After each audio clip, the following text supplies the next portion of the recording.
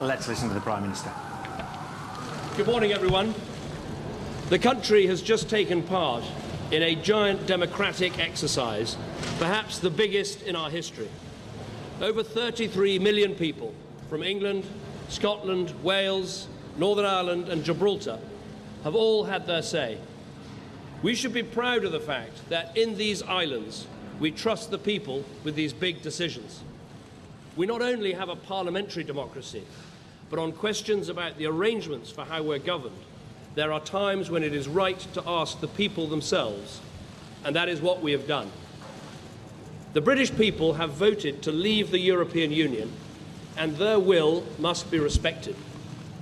I want to thank everyone who took part in the campaign on my side of the argument, including all those who put aside party differences to speak in what they believed was the national interest.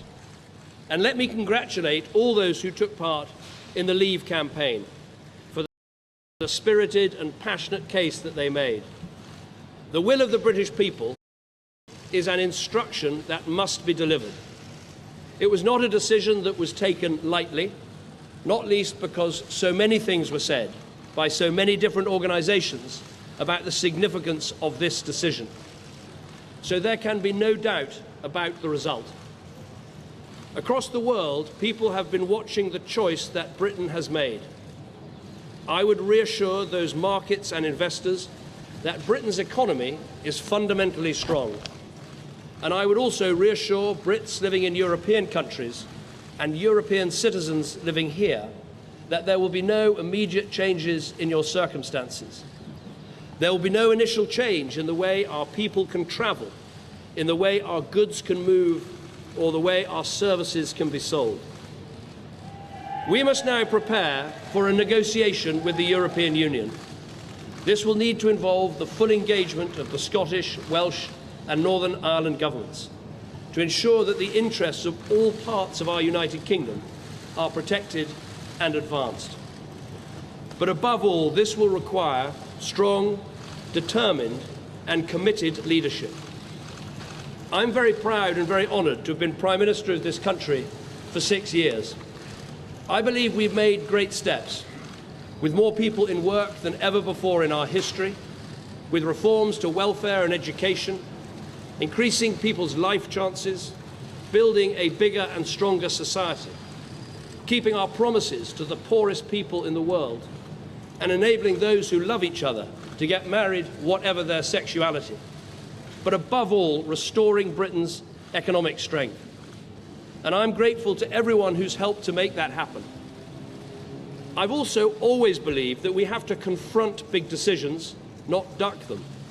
That is why we delivered the first coalition government in 70 years to bring our economy back from the brink.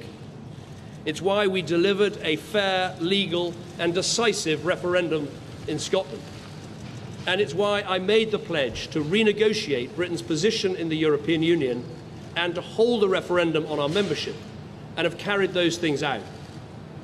I fought this campaign in the only way I know how, which is to say directly and passionately what I think and feel, head, heart and soul. I held nothing back. I was absolutely clear about my belief that Britain is stronger, safer and better off inside the European Union. And I made clear the referendum was about this and this alone, not the future of any single politician, including myself. But the British people have made a very clear decision to take a different path.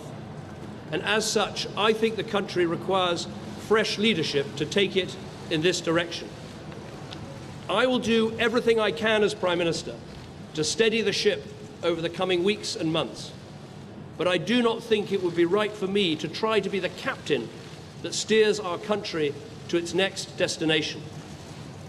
This is not a decision I've taken lightly, but I do believe it's in the national interest to have a period of stability and then the new leadership required. There is no need for a precise timetable today, but in my view we should aim to have a new Prime Minister in place by the start of the Conservative Party conference in October. Delivering stability will be important, and I will continue in post as Prime Minister with my Cabinet for the next 3 months. The Cabinet will meet on Monday.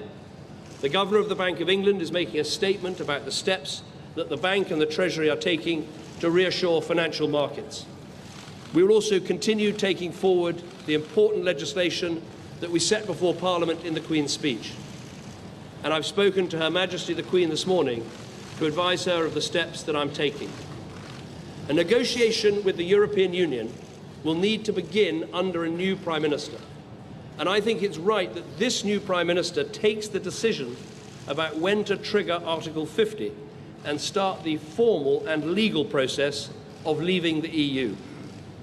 I will attend the European Council next week to explain the decision the British people have taken and my own decision. The British people have made a choice. That not only needs to be respected, but those on the losing side of the argument, myself included, should help to make it work. Britain is a special country. We have so many great advantages. A parliamentary democracy where we resolve great issues about our future through peaceful debate. A great trading nation with our science and arts, our engineering and our creativity respected the world over. And while we are not perfect, I do believe we can be a model of a multiracial, multi-faith democracy where people can come and make a contribution and rise to the very highest that their talent allows. Although leaving Europe was not the path I recommended, I am the first to praise our incredible strengths.